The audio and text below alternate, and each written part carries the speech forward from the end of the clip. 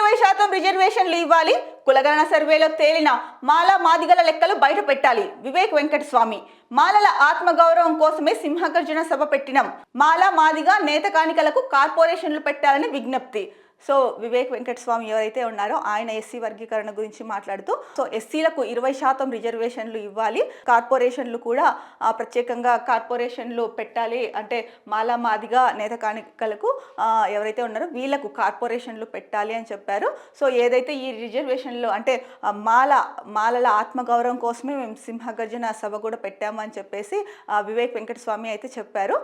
ఏంటంటే ఇప్పుడు 15% రిజర్వేషన్ ఎస్సీలకి అని చెప్పేసి ఇందాక చెప్పుకున్నాము, అంటే వెలుగులో వచ్చిన వార్తా కథనం ప్రకారము. దానికి సంబంధించి ఇక్కడ వివేక్ వెంకటస్వామి అడుగుతున్నది ఏంటంటే కనుక 20% కేటాయించండి రిజర్వేషన్లు అని చెప్పేసి అడుగుతున్నారు.